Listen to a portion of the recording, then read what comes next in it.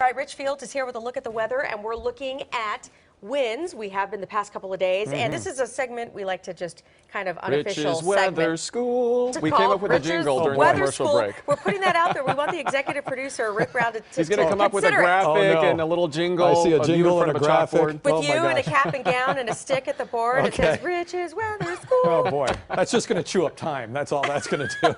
But you're right. We had some crazy winds here in Southern California, and they eased off at about noon today. And we're going to talk about the reasons why right now in Rich's Weather School. We try to do this on Wednesdays here on KCAL 9. In previous weather schools, we've talked about identifying high and low pressure. How do we know it's low pressure? Because of the trough, number one, but also because of the counterclockwise circulation of air around that particular area of low pressure. Here's an area of high pressure, and we know that why. You can yell it out at home. I'm not looking for hands, because it rotates in a clockwise manner. So the reason why we had such crazy winds here in Southern California, we had areas of high pressure and low pressure so close together that the pressure gradient was very tight between these two areas. When you get high pressure and low pressure close together, the pressure gradient between these two gets real tight, and we get the crazy winds in Southern California, really, really strong winds. All right, so as areas of low pressure and high pressure start to separate from each other, let's say this area of low pressure starts to move off up to the east, which is what's going to catch the jet stream and move off, well, then the pressure gradient eases off, and you don't have such tight gradients going between the two areas. So today at about noon,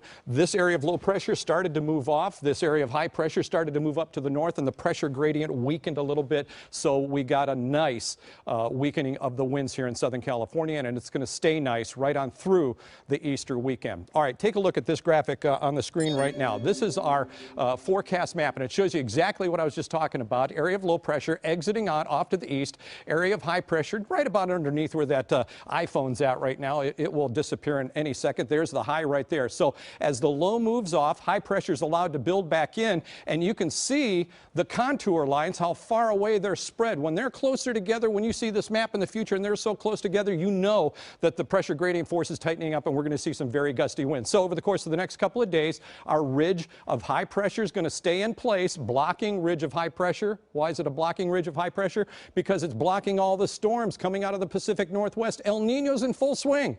Full swing. The rest of the country's been dealing with it. The rest of the earth has been dealing with it, but us in Southern California left completely out of the mix because of this blocking ridge of high pressure popping back up again, and it will stay under high pressure for the most part through Sunday, but then by Monday and Tuesday, this low drops as an inside slider, and traditionally these inside sliding lows, instead of coming in off the Pacific, wham, it's an inside slider. These are generally dry storms. So right now, about a 20% chance of showers out of that storm coming Monday, Tuesday, Wednesday. 81 downtown tomorrow with lots of sunshine. Peaking high pressure, peaking temperatures. 75 tomorrow at the beach. 84 for the valleys. Valleys are going to stay under high pressure in the 80s through Sunday.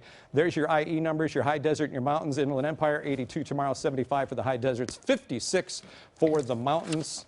Turn in your papers before you leave. Elsa, Pete, back to you guys.